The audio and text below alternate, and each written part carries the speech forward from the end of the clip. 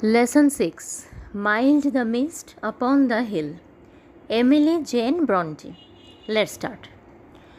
Mild the mist upon the hill, telling not of storms tomorrow.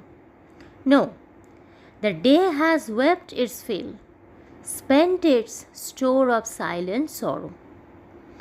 Mild the mist upon the hill. Mild মানে হচ্ছে মৃদু, mist কুয়াশা। তাহলে পাহাড়ের উপরে মৃদু কুয়াশা জমছে। Telling not of storms tomorrow. এবং এই যে পাহাড়ের ওপরে বা পাহাড়ের গায়ে ধীরে ধীরে মৃদু কুয়াশা জমছে, এটা বলে দিচ্ছে যে আগামীকাল কোনো ঝড় হবে না। অর্থাৎ পাহাড়ের গায়ে কুয়াশা জমার যে ঘটনা, সেটা বলে দিচ্ছে, আগে থেকে জানিয়ে দিচ্ছে যে আগামীকাল কোনো ঝড় হবে না। নো, না, মানে এই যে নোটা বললেন, এটা বললেন কেন না? এই যে আগামীকাল ঝড় হবে না, অর্থাৎ আগামীকাল কোনো দুর্যোগ হবে না, এটাকে তিনি আরও যেন জোর দিয়ে বলছেন, যে কুয়াশা দেখে একদম জোর দিয়ে বলছেন যে আগামীকাল কোনো ঝড় বৃষ্টি বা কোনো দুর্যোগ হবে না। The day has wept its fill. এখানে একটা সুন্দর কি বলবো, একটা উপমা রয়েছে, যেটা হচ্ছে যে দিনটা প্রাণ ভরে কেঁদেছে। The day has wept its fill. দিনটা যেন প্রাণ ভরে কেঁদেছে। Spent its store of silent sorrow. এবং এই যে সারা দিন ধরে এই দিনটা কাঁদলো, তাতে কি হলো না, তার মনের মধ্যে যেন সাইলেন্ট সরো, অর্থাৎ কিছু চাপা দুঃখ অনেক দিন ধরে জমেছিল। এর স্টোর বলা হচ্ছে ওই জন্য। স্টোর মানে কি, জমা ছিল। তাহলে অনেক দিন ধরে তার মনের মধ্যে, এখানে কার মনের মধ্যে, দিনের কথা বলা হচ্ছে, অর্থাৎ দিনটাকে পার্সনিফাই করা হচ্ছে, দ্য হিউম্যান লাইক কোয়ালিটি এই দিনের সঙ্গে অ্যাড করা হচ্ছে। তো বলছেন যেন দিনটার মনে অনেক দিন ধরে অনেক চাপা দুঃখ জমা হয়েছিল।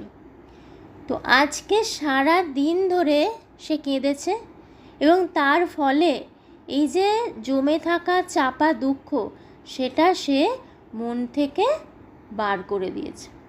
তার মানে আমাদের যখন মনে দুঃখ হয় কোনো কারণে, আমরা কষ্ট পাই, তো আমরা অনেক সময় আমাদের চোখে জল আসে, আমরা কাঁদি। কান্না তখনই আসে যখন, খুশিতেও কান্না আসে, কিন্তু এখানে যেহেতু সরোর কথা বলা হচ্ছে, ফলে আমি দুঃখের কথাই বলছি। তো মনের মধ্যে অনেক চাপা, আমরা যদি এটা মানুষের মনের সাথে তুলনা করি, তাহলে বিষয়টা আরও ভালো বোঝা যাবে, যে দীর্ঘদিনের একটা চাপা দুঃখ কোনো ব্যক্তির মনে জমা হয়ে আছে। তো একদিন সে কি করলো, প্রচুর কাঁদলো, এবং কাঁদার ফলে কি হচ্ছে, তার মনটা যেন মনে হচ্ছে অনেকটা হালকা লাগলো। কেন না, তার মনে হচ্ছে এই কান্নার সাথে বা চোখের জলের সাথে তার এই দুঃখ যেটা জমেছিল, সেটা অনেকটা যেন তার মন থেকে বেরিয়ে গেল। সেই দুঃখের ভার থেকে সে কিছুটা মুক্ত হলো। আর এই যে কান্না, এটাও একটা খুব সুন্দর তিনি তুলনা এনেছেন, যেটা হচ্ছে যে বৃষ্টি সারা দিন ধরে, অ্যাকচুয়ালি এটার মধ্যে দিয়ে তিনি বলতে চাইছেন কি, যে দিনটা সারা দিন ধরে কেঁদেছে, তার মানে অ্যাকচুয়াল যে ঘটনাটা ঘটেছে সেটা হচ্ছে সারা দিন ধরে অঝোরে বৃষ্টি হয়েছে। সেইটাকেই তিনি কবির চোখ দিয়ে দেখছেন, কিভাবে দিনটা যেন কাঁদছে, অঝোরে কাঁদছে। এবং কেন কাঁদছে না, তার কারণটাও তিনি দিয়েছেন, যে তার মনে হয়েছে, অর্থাৎ এই যে আমরা বলি, আমরা সাধারণ মানুষ, সাধারণ জিনিস আমরা সাধারণভাবেই দেখি, কিন্তু কবি তিনি সাধারণ জিনিসকেও তার কবি মনের কল্পনা দিয়ে একটা অসাধারণ জায়গায় তিনি নিয়ে যেতে পারেন। এই জন্যেই তারা কবি। তো তিনি দেখছেন সাধারণ বৃষ্টিপাতের ঘটনা, কিন্তু সেটা তিনি দেখছেন না। তার মনে হচ্ছে কি, দিনটা যেন তার দুঃখ হয়েছে, তার অনেক দিন ধরে চাপা কষ্ট রয়েছে, সেইটাকে সে উজাড় করে মন থেকে বার করে দেওয়ার জন্য সারা দিন ধরে সে কেঁদেছে।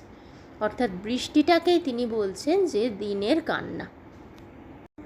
Next, Oh, I am gone back to the days of youth. I am a child once more, and 'neath my father's sheltering roof, and near the old hall door. আমরা প্রথম স্ট্যান্ডাতে দেখলাম কি না, সারাদিন ধরে প্রথমেই তিনি শুরু করেছেন যে পাহাড়ের গায়ে ধীরে ধীরে কুয়াশা জমছে, এবং যেটা দেখে মনে হচ্ছে যে আগামীকাল আর কোনো ঝড় বৃষ্টি হবে না, কারণ আজকে সারাদিনই বৃষ্টি হয়েছে, এবং সেই বৃষ্টিকেও তিনি একটা অদ্ভুত সুন্দরভাবে তিনি ব্যাখ্যা করেছেন যে দিনটা যেন কেঁদেছে। তো এটা ছিল প্রথম স্ট্যান্ডা, অর্থাৎ একটা প্রাকৃতিক ঘটনা, সাধারণ একটা প্রাকৃতিক ঘটনা, সেটাকে তিনি নিজের চোখ দিয়ে বা মন দিয়ে দেখছেন।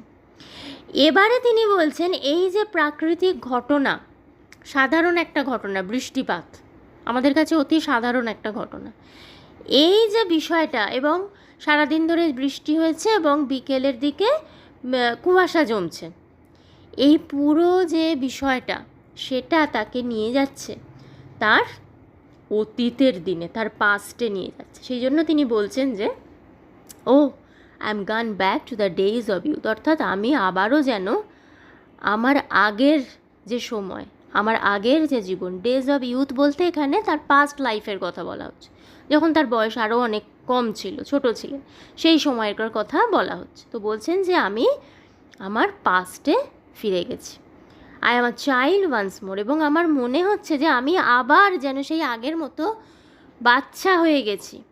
And 'neath my father's sheltering roof, এখানে বলে রাখি নেথটা অ্যাকচুয়ালি বেনিথ মানে কি নিচে, কিন্তু এখানে ছন্দের বা সিলেবেলের মিল রাখার জন্য এই বিইটাকে অমিট করে দিয়ে তার জায়গায় একটা অ্যাপোস্ট্রফি কমা দিয়ে দেওয়া হয়েছে। তাহলে কি বলছেন, and 'neath my father's sheltering roof, এবং আমার মনে হচ্ছে যে বলছেন না যে আমি আমার অতীত দিনে ফিরে গেছি, আমার মনে হচ্ছে যে আমি আবার বাচ্চা হয়ে গেছি, আমি আবার শিশু হয়ে গেছি, এবং সেই যে এখানে মাই ফাদার্স শেল্টারিং রুফ মানে বলতে চাইছেন যে তিনি ছোটোবেলায় যে বাড়িতে থাকতেন, কারণ হতেই পারে আমরা সবসময় ছোটোবেলায় যে বাড়িতে থাকি বা যে বাড়িতে আমাদের জন্ম হয়, অনেক সময় আমরা সেই বাড়িতে সারা জীবন থাকতে পারি না, বিভিন্ন কারণে আমাদের অ্যাড্রেস চেঞ্জ হয়ে যায়, অনেক নানা কারণে আমাদের অ্যাড্রেস চেঞ্জ হয়ে যায়, আমরা অন্য জায়গায় চলে যাই। তো হয়তো কবির ক্ষেত্রেও সেরকমই কিছু হয়েছিল, এখন তিনি অন্য কোথাও থাকেন। তো এই যে পরিবেশ, এই যে ল্যান্ডস্কেপটা তিনি আমাদের দেখিয়েছেন, যে পরিবেশ, প্রাকৃতিক যে পরিবেশটা তিনি ডেসক্রাইব করেছেন, এই পরিবেশটাই কিন্তু তাকে নস্টালজিক করে তুলছে। নস্টালজিক মানে তার পুরনো দিনের স্মৃতি যেন তাকে মনে করিয়ে দিচ্ছে, কারণ আমরা জানি কি ঋতু পরিবর্তন হয়, প্রতি বছর একই সময় একই ঋতু আসে এবং একই ধরনের প্রাকৃতিক পরিবেশ থাকে, একই ধরনের ঘটনা ঘটে, যেমন বর্ষাকালে প্রতি বছরই বৃষ্টি পড়ছে, গ্রীষ্মকালে প্রতি বছরই গরম পড়ছে, শীতকালে প্রতি বছরই ঠান্ডা পড়ছে, এবং ঋতুগুলো প্রতি বছর একই টাইমে আসে। তার মানে তিনি যখন ছোট ছিলেন তখনও বছরের এই সময়টায় ঠিক এই ঋতুই আসতো, এবং এই সময় এই ধরনেরই প্রাকৃতিক পরিবেশ দেখা যেত। ফলে আজকে যখন অনেকগুলো বছর তিনি কাটিয়ে চলে এসেছেন, তখন যখন সেই ল্যান্ডস্কেপ তিনি আবার চোখের সামনে দেখতে পাচ্ছেন, এই প্রকৃতি বা প্রাকৃতিক দৃশ্য, এটাই যেন তাকে নিয়ে যাচ্ছে কোথায়, তার অতীতের দিনে, অর্থাৎ তাকে তার অতীতের যে মিষ্টি যে দিনগুলো, সেই দিনগুলোর স্মৃতি তাকে মনে করিয়ে দিচ্ছে, অর্থাৎ তার নেচারের সাথে একটা কন্ট্যাক্ট রয়েছে, যে নেচার তাকে নিয়ে যাচ্ছে কোথায়, তার পাস্টে। এবং সেই কারণে তিনি বলছেন মাই ফাদার্স শেল্টারিং রুফ। এখন আমরা জানি মা বাবার আশ্রয় হচ্ছে সব থেকে নিরাপদ আশ্রয়, এবং সেই যে বাড়ির ছাদ, সেটাই কবির কাছে তখন সব থেকে নিরাপদ আশ্রয় ছিল। তো আজকে যখন এই পার্টিকুলার এই দিনটায় তিনি দেখছেন যে এই যে কুয়াশা জমছে, সারাদিন ধরে বৃষ্টি হয়েছে, ফলে তার ভীষণভাবে তার অতীত জীবনের কথা মনে পড়ে যাচ্ছে, ছোটোবেলার কথা মনে পড়ে যাচ্ছে, তিনি নস্টালজিক হয়ে পড়ছেন, এবং তার মনে হচ্ছে যে তিনি আবারও, তার বয়স যেন কমে গেছে, তিনি অনেকটা পিছনে যেন চলে গেছেন, এবং তিনি নিজেকে দেখছেন, তিনি নিজেকে দেখছেন যে আবার যেন সেই তিনি পুরনো বাড়িতেই রয়েছেন, যেটা তার মনে হচ্ছে ফাদার্স শেল্টারিং রুফ, অর্থাৎ বাবার নিরাপদ যে বাবার যে সান্নিধ্য, নিরাপদ জায়গা, সেইখানে তিনি দেখছেন। অ্যান্ড নিয়ার দ্য ওল্ড হল ডোর, এবং খুব সম্ভবত সেই বাড়িতে একটা হল ছিল, এবং ওল্ড বলা হচ্ছে, তার মানে ধরে নেওয়া যেতে পারে বাড়িটা পুরনো। তো তিনি দেখছেন নিজেকে ওই বাড়িতে তো দেখছেনই, এবং যেন চোখের সামনে দেখতে পাচ্ছেন পরিষ্কার, যেন সেই পুরনো হলের দরজাটার কাছে তিনি দাঁড়িয়ে আছেন। তো এই জিনিসগুলো কিন্তু সত্যিই আমাদের হয়। আমরা যে বাড়িতে আমাদের শৈশব কাটে, সেই বাড়ির সাথে না আমাদের একটা অদ্ভুত মানসিক একটা যোগসূত্র তৈরি হয়ে থাকে। বাই চান্স যদি আমরা সেই বাড়ি ছেড়ে চলে যেতে হয় আমাদের কোনো কারণে, যে কোনো কারণে, তখন কিন্তু যত সময় পেরিয়ে যাক না কেন, সেই বাড়ির যে একটা স্মৃতি, মিষ্টি একটা স্মৃতি, কারণ ছোটোবেলা প্রত্যেকটি মানুষের কাছেই খুব সুন্দর, তো সেই স্মৃতি কিন্তু রয়ে যায়। যেরকম এই হয়তো প্রথম আমি লেখা শিখেছি, আমি দেওয়ালে লিখেছিলাম, কোথাও একটা নিজের নাম লেখা আছে। এই যে ছোট ছোট ঘরের দরজা, জানলা, করিডোরের বাঁক, সিঁড়ি, ছাদ, সব কিছু, উঠোন, সব কিছু কিন্তু আমরা বাড়িটাকে ফেলে চলে গেলেও সেই স্মৃতি কিন্তু আমাদের মন থেকে মুছে যায় না, এবং আমরা সেই সময়টাকে মিস করি, আমরা সেই পুরনো বাড়িকে মিস করি। এক্স্যাক্টলি এটাই হচ্ছে কবির সাথে, এবং সেটা হচ্ছে কেন না আজকের এই পার্টিকুলার যে প্রাকৃতিক পরিবেশ, সেইটার জন্য হচ্ছে। তিনি ভীষণ নস্টালজিক হয়ে পড়ছেন, এবং তার মনে হচ্ছে যে তিনি আবার ফিরে গেছেন অতীতে, তার নিজের সেই পুরনো বাড়িটাকে তিনি দেখতে পাচ্ছেন। Next, I watch this cloudy evening fall. After a day of rain, blue mists, sweet mists of summer pall the horizon's mountain chain. এইবার কবি বলছেন যে আমি দেখতে পাচ্ছি দিস ক্লাউডি ইভিনিং ফল, মানে সন্ধ্যা নামছে। সন্ধ্যাটা কীরকম? ক্লাউডি। কেন ক্লাউডি? কারণ এই তো একটু আগে কবি বলেছেন যে সারাদিন ধরে বৃষ্টি হয়ে গেছে। আমরা জানি বৃষ্টি হওয়ার আগে মেঘ জমে, বৃষ্টি হওয়ার পরে আকাশ পরিষ্কার হয়ে যায়, এবং তার সাথে তিনি এও বলেছেন যে কুয়াশা জমছে এই সময়, তার মানে হচ্ছে এটা বলে দিচ্ছে যে আগামীকাল ঝড় বৃষ্টি হবে না। তাহলে কেন আবার এখন বলছেন যে ক্লাউডি ইভিনিং? এই ক্লাউডটা কিন্তু বৃষ্টি হয় যে মেঘে সেটা নয়। ওই যে বলছেন না কুয়াশা জমছে, মিস্ট জমছে, তো ধীরে ধীরে কুয়াশা জমে সেটাকেই অনেকটা মেঘের মতো দেখতে লাগছে। সেই জন্য বলছেন যে আমি দেখতে পাচ্ছি যে এই ক্লাউডি ইভিনিংটা ধীরে ধীরে নেমে আসছে, অর্থাৎ সন্ধ্যা নেমে আসছে, যে সন্ধ্যাটাকে মনে হচ্ছে ক্লাউডি। কেন না কুয়াশা জমছে। After a day of rain, এবং এই ঘটনাটা তার মানে এখন সন্ধ্যা হচ্ছে, সন্ধে নামছে, এবং এই সন্ধ্যাটা নামছে কিসের পর? না after a day of rain. সারা দিন এর আগেই কিন্তু তিনি বলেছেন, কিন্তু এর আগে সরাসরি বলেননি, তিনি বলেছিলেন the day has wept its fill, দিনটা সারাদিন কেঁদেছে। তো আমরা আন্দাজ করে নিয়েছি তিনি বলতে চাইছেন বৃষ্টি পড়েছে সারা দিন ধরে।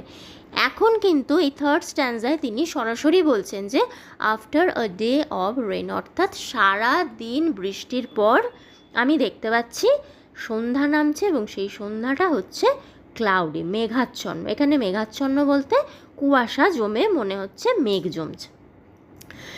এবং সেই কুয়াশা কীরকম তিনি বলছেন, ডিসক্রাইব করছেন, blue mists, sweet mists of summer pall the horizon's mountain chain. এখন কুয়াশার একটা রং তিনি দিয়েছেন, সেটা কি? নীল। নীল কেন? হঠাৎ নীলই কেন? তিনি বলছেন যে সন্ধ্যা নামছে, তাহলে সন্ধ্যা নামছে মানে দিনের আলো এবার ধীরে ধীরে কমে আসছে। এমনিতেই বৃষ্টি হয়েছে সারাদিন, তো সন্ধ্যা নামছে, দিনের আলো ধীরে ধীরে কমে আসছে। তাহলে দিনের আলো যখন ধীরে ধীরে কমে আসে, তখন সেটা আস্তে আস্তে আশপাশের যে দৃশ্য, সেটা একটা নীলচে রঙের দিকে যায়। কেন না এই নীল রঙটাই, যত আলো আরও কমতে থাকবে, ততই এই নীল রঙটা গাঢ় হতে হতে একদম রাতের অন্ধকারে কালো রঙে পরিণত হবে। সেই জন্য তিনি বলছেন, এবার যেহেতু কুয়াশা জমছে, সেই কুয়াশাটাকেও, এবং সন্ধ্যা নামছে, ফলে কুয়াশাটাকে নীলচে রঙের বা নীল রঙের দেখতে লাগছে। আর সুইট মিস্টস কেন? নীল রং তো বুঝলাম সন্ধ্যা নামছে বলে, কিন্তু সুইট কেন? কুয়াশাকে মিষ্টি কেন বলছেন? এই জন্য বলছেন যে এই কুয়াশাই কিন্তু তাকে তার ছোটোবেলার দিনগুলোতে ফিরিয়ে নিয়ে গেছে। আর ছোটোবেলার দিন সবসময় আমাদের কাছে খুব মধুর হয়। আমাদের ভাবতে ভালো লাগে যে আমার এই সময়টা এরকম হয়েছিল, এই ঘটনা ঘটেছিল। কত ছোটোবেলার কথা আমরা অনেক ভুলেও যাই, আবার কিছু কিছু আমাদের মনেও থাকে। এবার যে জিনিসগুলো আমাদের মনে থাকে সেইগুলো যখনই আমাদের কোনো কারণে আমাদের স্মৃতিতে আসে, তখন সেটা আমাদের মনের মধ্যে কিন্তু অজান্তেই একটা ভালো লাগার ছোঁয়া দিয়ে যায়। এখানে যেহেতু কুয়াশা, এই এই কবি এবং তার অতীত জীবনের মধ্যে এই কুয়াশাটাই কিন্তু একটা সেতুর মতো কাজ করছে, ফলে সেই কারণে তিনি কুয়াশাকে সুইট বলছেন, মিষ্টি বলছেন। এবং এই কুয়াশা কি করছে, অফ সামার, এবং এখানে আমরা বুঝতে পারছি সময়টা গ্রীষ্মকাল। তো গ্রীষ্মকালের এই যে কুয়াশা, সে কী করছে, পল দ্য হরাইজনস মাউন্টেন চেন। পল শব্দটার মানে হচ্ছে কভার, মানে ঢেকে দেওয়া। তাহলে এই কুয়াশা ঢেকে দিচ্ছে ধীরে ধীরে the horizon's mountain chain. Horizon শব্দটার মানে হচ্ছে দিগন্ত রেখা। অর্থাৎ আমাদের যদি যত দূর চোখ যায়, এটা খুব ভালো বোঝা যায় সমুদ্রে বা মরুভূমিতে। এই সব জায়গায় দিগন্ত রেখা প্রায় দেখাই যায় না, কারণ বাড়ি ঘর গাছপালায় ঢেকে যায়। কিন্তু সমুদ্রের ধারে যদি আমরা দাঁড়াই বা মরুভূমিতে যদি আমরা বেড়াতে যাই, সেখানে কিন্তু এই দিগন্ত রেখাটা আমরা পরিষ্কার বুঝতে পারি। সেটা কি না, আমাদের যত দূর চোখ যাচ্ছে, সেই চোখটা আমার দৃষ্টি যত দূর যাচ্ছে, আমরা দেখব কি, যদি সমুদ্র হয় তাহলে সমুদ্রের জল আর আকাশ যেন মনে হয় একটা রেখায় মিশে যাচ্ছে। আর যদি মরুভূমি হয় তাহলে আমরা দেখব কি, বালি, জমি আর আকাশ একটা রেখায় মিশে যাচ্ছে। তো এই যে রেখাটা, এটাকেই বলা হচ্ছে হরাইজন, যার বাংলা হচ্ছে দিগন্ত রেখা। তো এবার কবি দেখছেন, তার চোখ যত দূর যায় তিনি সেই দৃষ্টি চালিয়ে দেখছেন, যে তাকিয়ে আছেন প্রকৃতির দিকে, একটা যেন মোহের মধ্যে তিনি রয়েছেন, এবং আনমনাভাবে তিনি ওই দিগন্ত রেখার দিকেই তাকিয়ে রয়েছেন বা প্রকৃতির দিকে তাকিয়ে রয়েছেন। এবং দিগন্ত রেখায় মাউন্টেন চেন রয়েছে, অর্থাৎ পর্বতমালা রয়েছে। আর বলাই হয়েছে, কবিতাটার নামই হচ্ছে mild the mist upon the hill, অর্থাৎ পাহাড়ের গায়ে কুয়াশা জমছে। তো যখন কবি দেখছেন এই দূরে দিগন্ত রেখায় পর্বতমালা দেখছেন, মাউন্টেন চেন, এবং কুয়াশা জমছে, তো সেই কুয়াশা যত জমছে, সেই কুয়াশা কী করছে, ধীরে ধীরে ওই পর্বতমালাকে ঢেকে দিচ্ছে, মানে দৃষ্টিপথের আড়াল করে দিচ্ছে। অর্থাৎ পরিষ্কারভাবে যে পাহাড় দেখা যাচ্ছে, যত কুয়াশা জমছে, কুয়াশা সেই পাহাড়কে ঢেকে দিচ্ছে, পর্দার মতো করে আড়াল করে দিচ্ছে। এবং যত আড়াল করে দিচ্ছে, তত কিন্তু পাহাড়গুলো দৃষ্টিপথের বাইরে চলে যাচ্ছে, অর্থাৎ আগের মতো করে আর সেগুলোকে দেখা যাচ্ছে না। Last স্ট্যান্জা। The damp stands in the long green grass, as thick as morning's tears, and dreamy scents of fragrance pass that breath of other years. খুব সুন্দর একটা কবিতা, খুব সুন্দর কবিতা, অন্তত আমার ব্যক্তিগতভাবে খুব পছন্দের একটা কবিতা। তো কি বলছেন দেখা যাক, এই লাস্ট স্ট্যান্জাতে কি বলছেন। The damp stands in the long green গ্রাস। তো পুরোটাই তিনি কিন্তু একটা প্রাকৃতিক বর্ণনাই করছেন। হ্যাঁ, আকাশ, মেঘ, বৃষ্টি, পাহাড়, সবটাই প্রাকৃতিক বর্ণনা, এবং সেই প্রকৃতি তার মনে কি প্রভাব ফেলছে, এটা হচ্ছে ব্যাপার, মূল ব্যাপার। তো এবারে তিনি বলছেন যে লম্বা লম্বা সবুজ ঘাস হয়ে আছে, সেই ঘাসের লম্বা সবুজ পাতায় এখনও ড্যাম্প স্ট্যান্ডস, মানে এখনও ময়েশ্চার ধরে রেখেছে। মানে এই যে সারা দিন ধরে বৃষ্টি পড়েছে, হতে পারে বৃষ্টির জল জমে আছে এখনও ঘাসের পাতায়। আবার এটাও হতে পারে এই যে কুয়াশা জমছে, সেটাও বেশি ঘনীভূত হয়ে জলের আকারে, বা শিশিরও হতে পারে, সেটা জলের আকারে ঘাসের লম্বা সবুজ পাতায় জমে রয়েছে। সেই জন্য বলছেন the damp stands in the long green glass as thick as morning stares. এবং এই যে সবুজ ঘাসে ড্যাম্প জমে আছে, সেই জমে থাকা যে জল, সেটা ততটাই থিক, ততটাই ঘন, যতটা সকালের চোখের জল ছিল। অর্থাৎ এই যে সারাদিন ধরে বৃষ্টি হয়েছে, এবং তিনি সেটাকে বলেছেন কি না, দিনটা সারাদিন ধরে কেঁদেছে, তার মনের দুঃখকে সে উজাড় করে বার করে দিয়েছে। তো এখন তিনি বলছেন এই যে সকালে দিনটা কাঁদলো, তার যে চোখের জল, সেই চোখের জল যতটা ঘন, এখন এই ঘাসের উপর যে শিশিরি হোক বা যাই হোক, যে জলটা জমে রয়েছে, বৃষ্টির জলই হোক, সেটা ওই একই রকমের thick. and dreamy scents of fragrance pass that breath of other ears. ফ্র্যাগ্রান্স মানে হচ্ছে সুন্দর গন্ধ, এবং সেই সুন্দর গন্ধের যে সুগন্ধ, এখানে বলছেন সেন্টস অফ ফ্র্যাগ্রান্স, মানে সুগন্ধের যেন গন্ধ, এরকম কিছু একটা বলতে চাইছে।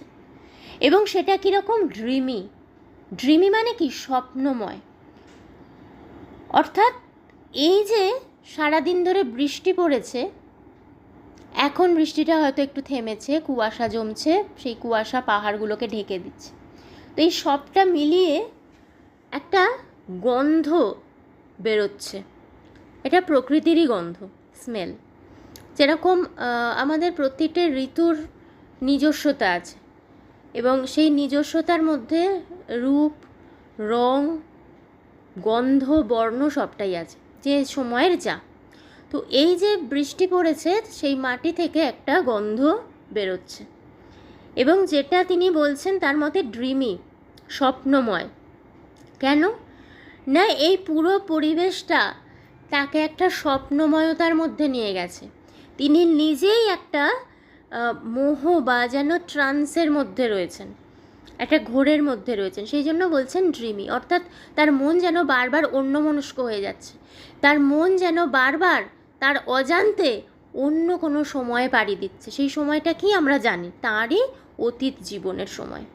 এবং তারপরে এই জন্য বলছেন that breath of other years, অর্থাৎ আজকে এই যে বৃষ্টি পড়েছে, সেই যে গন্ধ আমি পাচ্ছি, সেই গন্ধটা কিন্তু অন্য, that breath of other years, অন্য, এখানে আদার ইয়ার্স বলতে অন্য সময়, এখানে আর অন্য সময় বলতে তারই পাস্টের কথা বলা হচ্ছে। তো সেই সময়ের যে এসেন্সটা, সেই এসেন্সটা যেন তার কাছে এই গন্ধটা পৌঁছে দিচ্ছে। অর্থাৎ তার ছোটোবেলা তিনি অনেক দিন আগেই কাটিয়ে চলে এসেছেন, কিন্তু প্রকৃতি বদলায়নি। আমরা, আমাদের বয়স বাড়ে, আমরা সময়কে পেরিয়ে চলে যাই, তাই তো? সময়ের সাথে সাথে আমাদের বয়স বাড়ে, আমাদের জীবনের পরিস্থিতি অনেক বদলে যায়, কিন্তু প্রকৃতি একই রয়ে যায়। প্রকৃতি কিন্তু দিনের পর দিন, বছরের পর বছর একই নিয়মে কিন্তু তার যে পরিবর্তনগুলো সেগুলো চলতে থাকে। তাহলে ছোটোবেলাতেও যেটা হয়েছে এখনও সেটা হচ্ছে, এবং আজকের যে এই যে পরিবেশ, গন্ধ, সেটা ছোটোবেলাতেও ছিল। কারণ তখন যখন এরকম বৃষ্টি পড়তো, এইরকম বিকেলবেলা সন্ধে হচ্ছে, তখনও তাহলে ধরে নেওয়া যেতে পারে একই ধরনের সেন্ট পেতেন কবি। তাহলে সেই জন্যই বলছি যে আজকে যে আমি এই যে সেন্স অফ ফ্র্যাগ্রান্স আমি পাচ্ছি, সেটা অ্যাকচুয়ালি অন্য আমার অতীত, এখানে আদার ইয়ার্স বলতে আবারও বলছি কবির অতীত জীবনের কথা। তো সেই সেন্স অফ ফ্র্যাগ্রান্স কী করছে, তার অতীত জীবনের যে এসেন্স, সেই এসেন্সটাকে যেন আবার নতুন করে তার কাছে পৌঁছে দিচ্ছে। অর্থাৎ তিনি পুরোপুরিভাবে নস্টালজিক হয়ে পড়েছেন, পুরোপুরিভাবে তিনি তার অতীত জীবন হঠাৎ করে যেন তার চোখের সামনে এসে দাঁড়িয়েছে। সেই জন্যই তিনি বলছেন যে আমার মনে হচ্ছে আমি আবার শিশু হয়ে গেছি, আমি আমার পুরনো বাড়িটাকে দেখতে পাচ্ছি, মনে হচ্ছে আমি সেই বাড়িতেই রয়েছি। এমনকি পুরনো হলের যে দরজা, সেটাকেও আমি দেখতে পাচ্ছি, মনে হচ্ছে খুব কাছে এসে রয়েছে, বা সেটার খুব কাছে আমি রয়েছি। তো এই যে কবিতা, তিনি সুন্দর কবিতা, ছোট কবিতা, খুব সুন্দর কবিতা। এর মধ্যে দিয়ে তিনি যেটা বলতে চাইছেন, এক তো প্রাকৃতিক পরিবেশ, ল্যান্ডস্কেপ তিনি বর্ণনা করেছেন, প্রকৃতির একটা দৃশ্য একদিনের তিনি বর্ণনা করেছেন, এবং তার সাথে সেই দৃশ্য, সেই পরিবেশ তাকে তার পাস্টে নিয়ে যাচ্ছে, তাকে মনে করিয়ে দিচ্ছে, তার স্মৃতিগুলোকে যেন তাজা করে। অনেক সময় আমরা অনেক কিছু হয়তো ভুলে যাই না, কিন্তু সময়ের সাথে সাথে তার উপর একটা প্রলেপ পড়ে যায়। কিন্তু বিশেষ কিছু ঘটনা, বিশেষ কিছু গন্ধ, বিশেষ কিছু কি বলবো পরিবেশ, সেই যে স্মৃতি যেটার ওপর প্রলেপ পড়ে গেছে সময়ের সাথে, সেইটাকে আমাদের মনের মধ্যে আবার সেটাকে তাজা করে দেয়, এবং আমরা নস্টালজিক হয়ে পড়ি। আর আরেকটা কথা বলবো, অতীতের স্মৃতি যেমন সুন্দর হয়, ভালো হয়, কিন্তু সেই ভালোর সাথে একটা বেদনা বা একটা খারাপ লাগার অনুভূতিও থাকে। কেন? প্রথমে বলি ভালো কেন। ভালো এই জন্য আমরা ভাবি ছোটোবেলাটা কি ভালো ছিল, কত সুন্দর ছিলাম, ছোট ছিল, কোনো দায়িত্ব ছিল না, কিছু ছিল না, এই জন্য আমাদের ভালো লাগে। হ্যাঁ, মা বাবার হাত ধরে ধরে যাচ্ছি, স্কুলে যাচ্ছি, স্কুল থেকে ফিরছি, কত ছোটোবেলার ছোটোখাটো স্মৃতি আমাদের মনে পড়ে যায়। কিন্তু এর সাথে আমি কি বলছি, একটা খারাপ লাগা বা বেদনা মিশ্রিত অনুভূতিও থাকে। সেটা কেন? সেটা এই জন্য যে অসাধারণ সুন্দর দিন আমরা ফেলে চলে আসি, সেই দিনগুলোকে কিন্তু আমরা চাইলেও, হাজার চেষ্টা করলেও আমরা আমাদের জীবনে সেই সময়টাকে, এবং বিশেষ সেই সময়ের বাচ্চাবেলার যে অনুভূতি, সেই অনুভূতিকে কিন্তু আমরা কোনো দিনই আর জীবনে ফিরিয়ে আনতে পারি না। সময় সাথে সাথে একই উৎসব, একই অনুষ্ঠান সব কিছুই আমাদের জীবনে আসে, কিন্তু ছোটোবেলার সেই উৎসব বা অনুষ্ঠানের আমার বাচ্চা মনের যে অনুভূতি, সেই অনুভূতি কিন্তু আর আমি চেষ্টা করলেও এখন এই জীবনে আমি আমার জীবনে নিয়ে আসতে পারবো না। বা যে ভালো লাগার দিনগুলো আমি ফেলে এসেছি, সেই দিনগুলো কিন্তু হাজার চেষ্টা করলেও আমি ফিরিয়ে আনতে পারবো না। ফলে অতীতের স্মৃতি যেমন সুন্দর হয়, মিষ্টি হয়, তার সাথে কিন্তু একটা বেদনা বা বিষণ্ণতাও মিশে থাকে। তো এই হচ্ছে কবিতার লাইন বাই লাইন অর্থ অ্যানালাইসিস, এবং তার মধ্যে দিয়ে কবি যা বলতে চেয়েছেন, তার মনের যে কথা বলতে চেয়েছেন, এটাই হচ্ছে কবিতার এসেন্স বা gist. So that's all for today. In the next video I'll start the next chapter. Till then, bye. Have a good day.